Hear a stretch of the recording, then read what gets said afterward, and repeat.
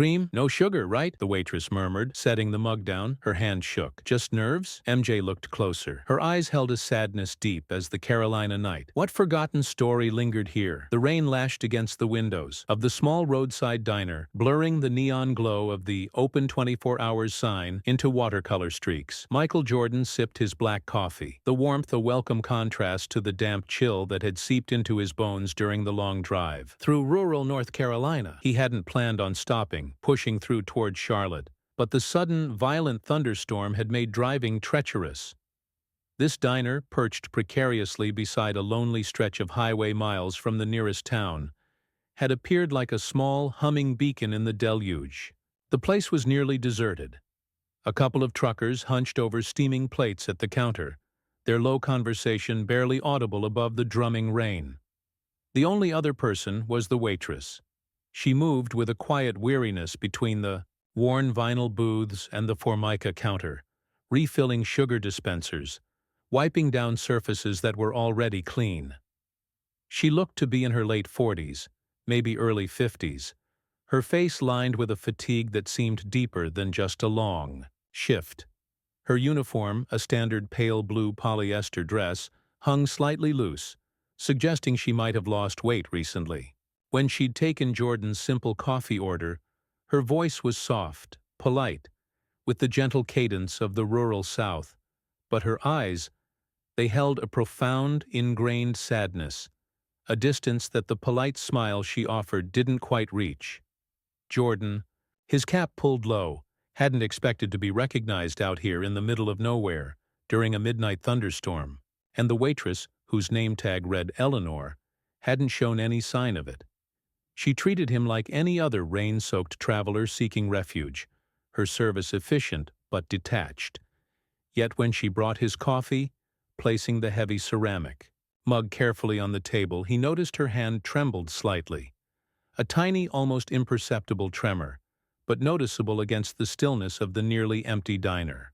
He dismissed it initially. Nerves, perhaps? Maybe she had recognized him after all, despite her professional composure. Or maybe it was just fatigue, the strain of working a late-night shift alone in an isolated location. He turned his attention back to the rain drumming against the window, the hypnotic rhythm pulling him towards a reflective mood. He thought about his roots, about North Carolina, about the family history woven into the soil of this state, stretching back generations. Before basketball superstardom became his reality, he rarely drove these backroads anymore, sticking to interstates and private jets. This unexpected stop felt like stepping back in time, into a quieter, slower version of the state he still called home. Eleanor approached his booth again, coffee, pot in hand. "More coffee, sir?" she asked, her voice still soft, still distant. "Yes, please," Jordan replied, as she poured, careful not to spill despite the slight tremor still present in her hand. She spoke again, her gaze directed somewhere past his shoulder, towards the rain-streaked darkness outside. "Nasty night out there. Roads get slick fast. Around these parts. Best to wait it out if you're not in a hurry." It was simple, practical advice, offered with a hint of local knowledge. "Appreciate that, Eleanor," Jordan said, using her name deliberately, hoping perhaps to draw her out slightly to bridge the distance. She flinched, almost imperceptibly, at the sound of her name. Her eyes darted towards his face for a fleeting second, a flicker of something unreadable. Surprise? Apprehension? Before quickly looking away again. "Just be careful," she murmured, retreating back towards the safety of the counter. Her reaction was strange. It wasn't the reaction of someone simply startled by a customer using their name. It felt deeper, more personal. As if the name Eleanor itself carried a weight, a history she preferred not to acknowledge in this public space. Jordan watched her move back behind the counter. She picked up a damp cloth and began wiping down the already gleaming stainless steel surface with meticulous, repetitive motions. Her shoulders slumped slightly, her gaze distant again, lost in thoughts that seemed far removed from the lonely diner. Who was this woman? What story lay hidden behind those sad eyes and trembling hands? The diner phone, an old rotary model mounted on the wall behind the counter, suddenly jangled, its harsh ring startlingly loud in the quiet room. Eleanor jumped, startled, dropping the cloth. She answered it quickly, her voice hushed, urgent. "Yes? No, not yet. I know. Just waiting. Please, be careful." The fragments Norris overheard were cryptic but suggestive. Waiting for someone? Worrying about their safety on this treacherous night? A child? A husband? The call ended quickly. Eleanor hung up, leaning her forehead against the cool wall for a moment. Her eyes closed, her expression etched with worry.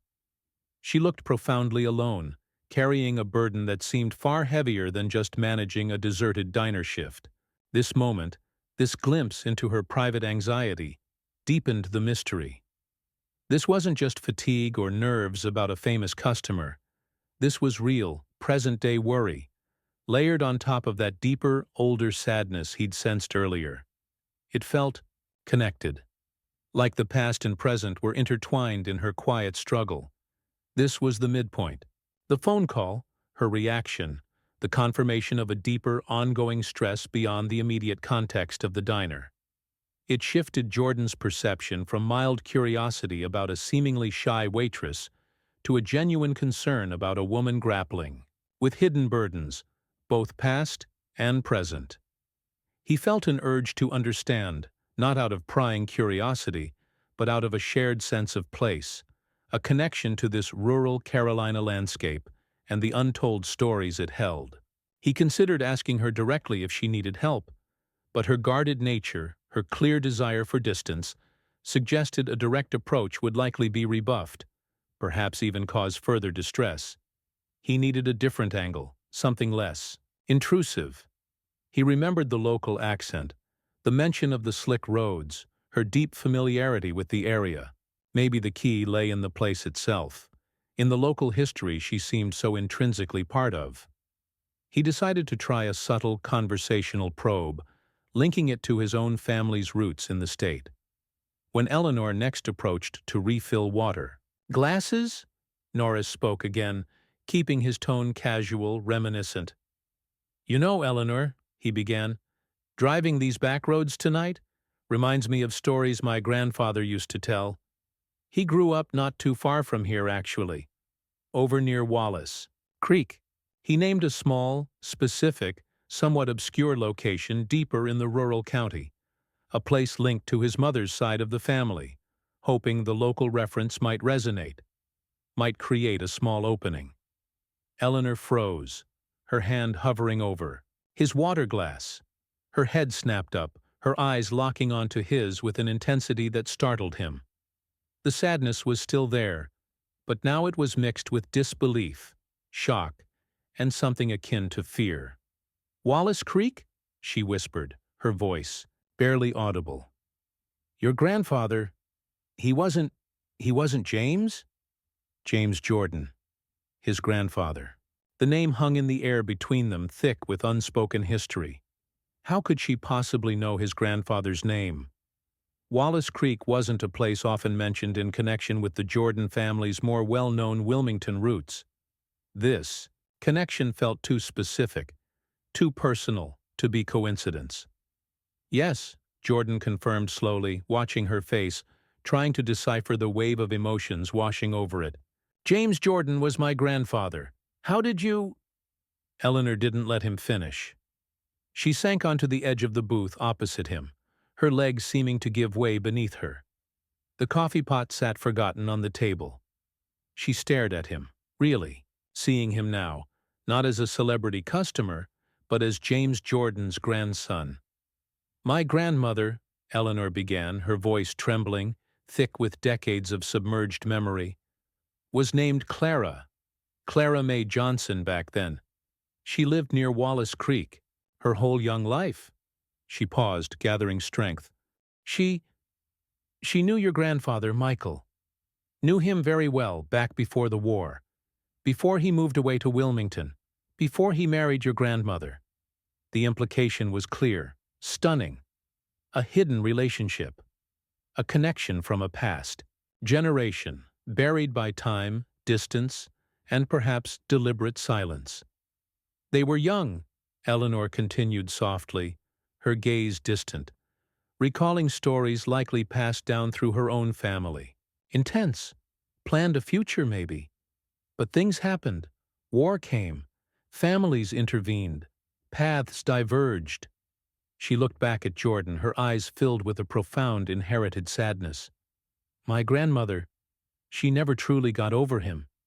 Kept a small picture, told me stories sometimes, late at night. The hidden truth unfurled, astonishing in its quiet intimacy. Eleanor wasn't just a random waitress. She was the granddaughter of the woman his own grandfather had loved, perhaps deeply before their lives took different turns. This isolated diner, this rain-swept night, had become the improbable stage for the intersection of two family histories, linked by a secret, long-ago romance.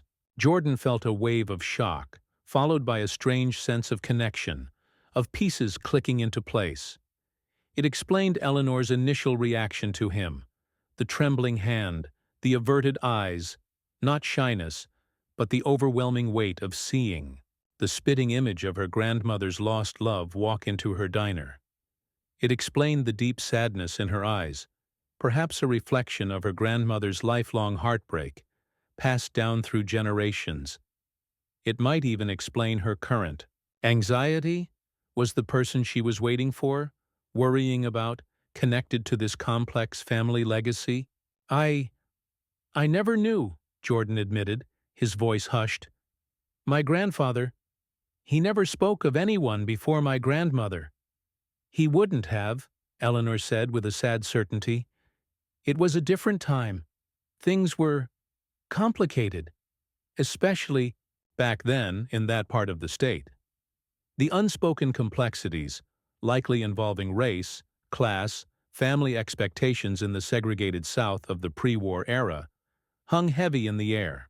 Jordan realized he was looking at a living link to a hidden chapter of his own family's narrative, a story of love and loss shaped by forces beyond his grandfather's control, a story that had remained buried until this chance encounter. He felt an immense respect for Eleanor, for the quiet dignity with which she carried this inherited history, this lifelong echo of her grandmother's unspoken grief. He also understood her weariness, her solitude, perhaps deepened by the knowledge of these hidden ties, these what-ifs passed down through whispers and faded photographs. The rain continued to beat against the windows, cocooning them in the small diner, isolated in time and place. Thank you for telling me, Eleanor, Jordan said sincerely. It means more than you know. Eleanor offered a small, watery smile. Clara would have wanted you to know, she whispered. She always wondered what became of James's family. The connection, forged across generations by love and loss, felt fragile but real. It didn't erase Eleanor's current worries. The reason for the phone call still lingered, but it shifted the dynamic. They were no longer just waitress and customer, stranger and celebrity. They were two individuals linked by a shared, complex, previously unknown history, finding a moment of unexpected understanding in a lonely roadside diner on a stormy Carolina night. How much of our own family history remains hidden, held in the silent memories or untold stories of previous generations, potentially shaping our lives in ways we never realize? What unexpected connections might lie dormant between the people we encounter randomly, waiting only for the right word or shared place to bring them to light? Share your thoughts on family secrets and hidden histories in the comments, and subscribe for more stories exploring the surprising ways the past intersects with the present.